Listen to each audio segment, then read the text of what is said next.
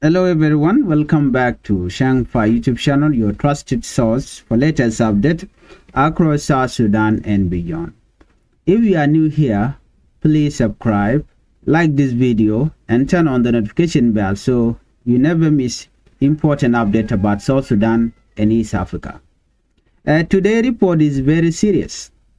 We are seeing two members of parliament losing immunity over alleged forgery of President Salva Kiir's signature. Second, former United States Governor Riek Biemtop denying theft allegation.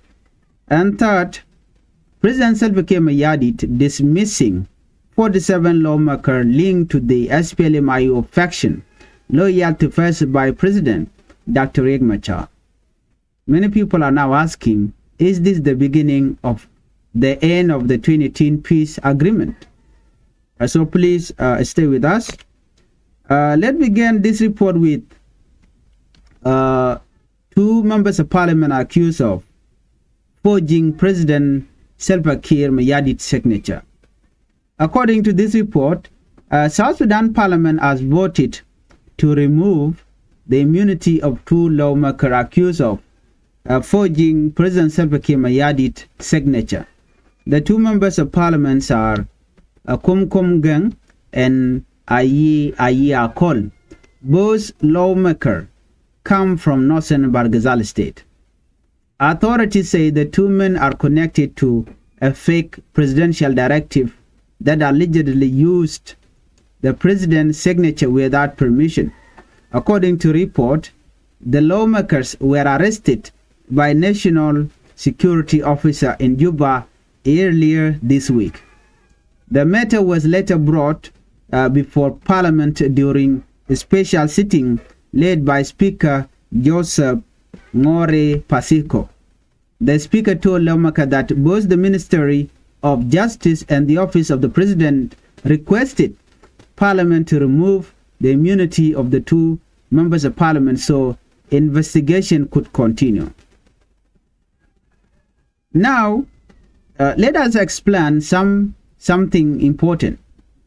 In South Sudan, members of parliament cannot normally be arrested or persecuted unless parliament agrees to remove their immunity. This rule is meant to protect lawmakers from political harassment, but the constitution also says immunity can be removed in serious criminal cases. In this case, appear to be treated as a very serious matter. According to the government, the alleged forgery involved presidential authority and state security. President Salva Kiir Mayardit reportedly described the issue as a dangerous act against the country.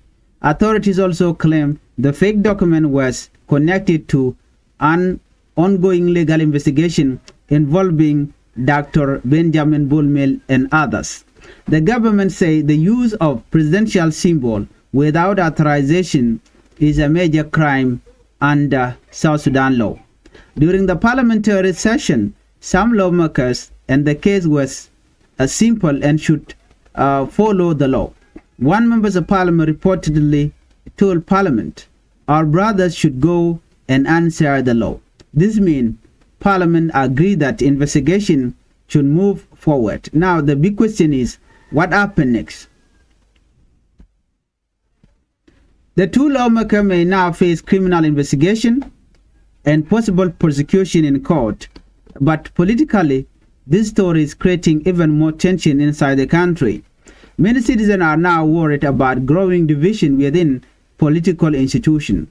Others fear that trust inside the government is weakening, and this is happening at a time when the peace agreement is already under pressure. Let's move on to our second top story. Former United States Governor Riek Biemtop denies theft case. According to this report, former United States Governor Major General Riek Biemtop has denied allegation connected to a truck theft case. The case became widely discussed after legal documents started circulating on social media. According to the accusation, authorities want to investigate him over a disputed truck ownership issue, but Regbiem said the story is being misunderstood. In a statement, he explained that the problem started in early 2025 when a senior truck arrived from Sudan into Unity State. He claimed the truck was brought to his residence by a local official without his knowledge. According to him, he later became suspicious about the custom process and legality of the vehicle. The truck was eventually taken to Juba for repair. Later, another man identified as James Darksharp reportedly claimed ownership of the truck and accused others of taking it by force. Regbiem said once the dispute became clear, he ordered officials to return the truck to the claimant. He also said police officer witnessed the handover. So why is the issue still causing controversy today?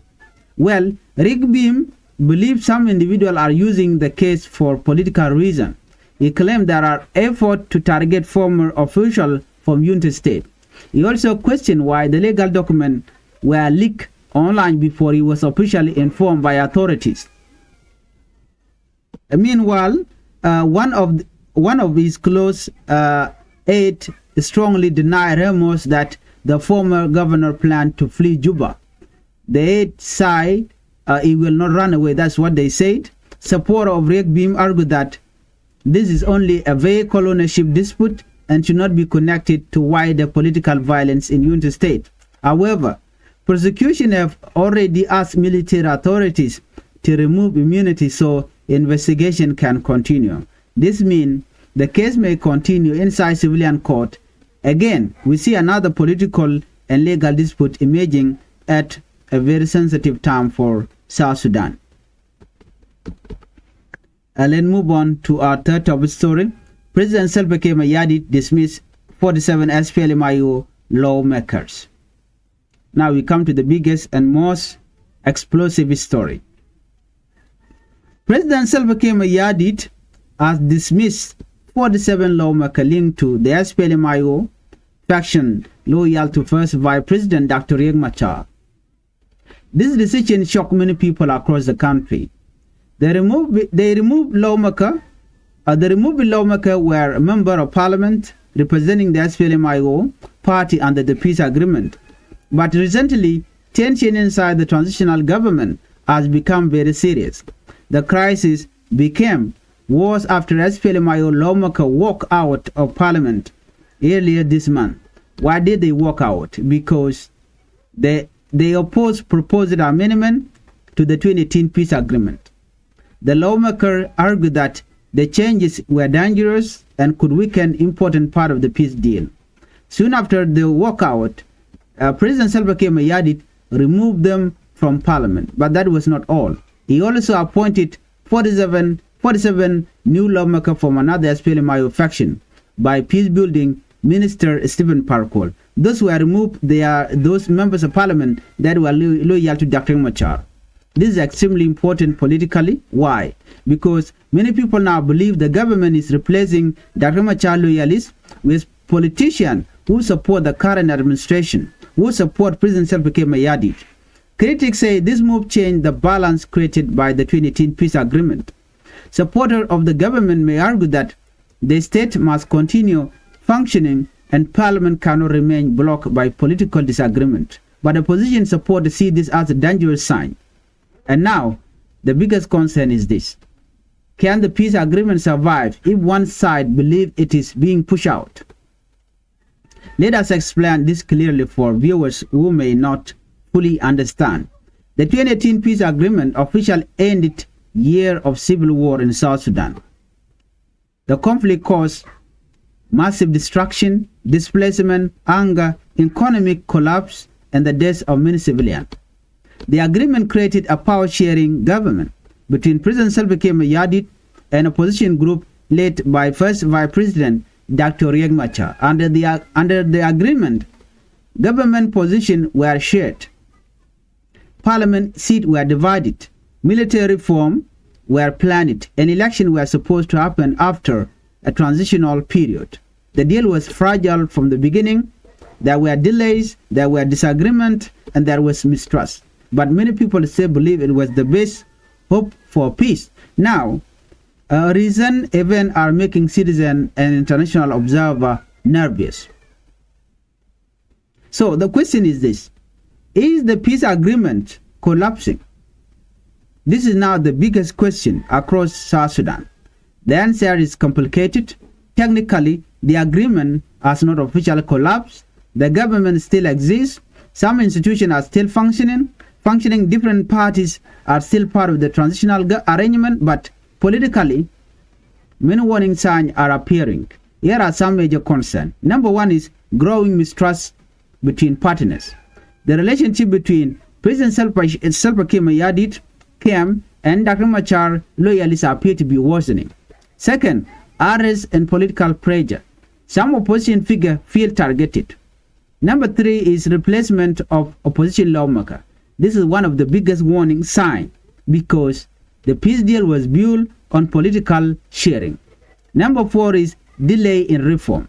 Important reform, especially security reform, have moved slowly for years. Number five is rising fear among citizens. Many South Sudanese fear the country could return to instability. So what international partners are saying? International observers are also concerned.